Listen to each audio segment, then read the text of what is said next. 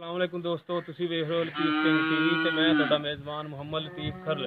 ਦੋਸਤੋ ਸਭ ਤੋਂ ਪਹਿਲੇ ਤੁਸੀਂ ਸਾਡੇ ਚੈਨਲ ਨੂੰ ਕਰੋ ਸਬਸਕ੍ਰਾਈਬ ਤੇ ਨਾਲ ਹੀ ਬੈਲ ਆਈਕਨ ਦੇ ਬਟਨ ਨੂੰ ਕਰੋ ਓਕੇ, ਤਾਂ ਕਿ ਸਾਡੀ ਹਰ ਨਈ ਆਉਣ ਵੀਡੀਓ ਦਾ ਨੋਟੀਫਿਕੇਸ਼ਨ ਸਭ ਤੋਂ ਪਹਿਲੇ ਤੁਹਾਡੇ ਤੱਕ ਪਹੁੰਚ ਸਕੇ। ਦੋਸਤੋ ਅੱਜ ਤੁਹਾਡੇ ਵਾਸਤੇ ਇੱਕ ਰਾਵੀ ਦੇ ਝੋਟੇ ਦੀ ਮੂਵੀ ਲੈ ਕੇ ਆਏ ਆ।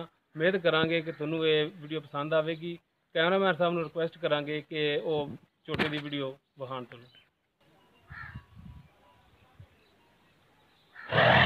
हाँ ते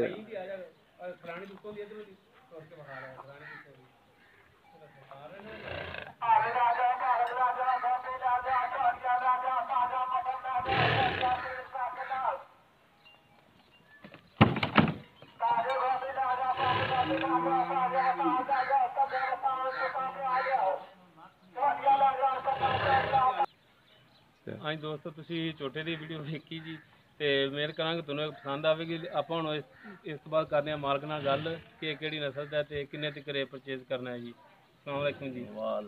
ਤੇ ਚਾਚਾ ਜੀ ਇਹ ਆਪਣਾ ਕਿਹੜੀ ਨਸਲ ਦਾ ਜੀ? ਨੀਲੀ ਦਾ ਜੀ।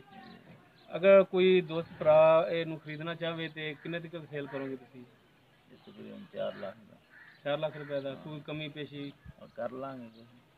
ਠੀਕ ਹੈ, ਬਿਲਕੁਲ ਕਰਾਂਗੇ। तो दोस्तों मालिक नाल आपां गल कीती, प्यार मोहब्बत कर लांगे अगर कोई लैन आवेगा। ठीक हो गया जी। तो दोस्तों ये नीली दी नस्ल दा जी ते मालिक इसदा 4 लाख मंग रहे ने, लेकिन कमी पेशी हो सकती है।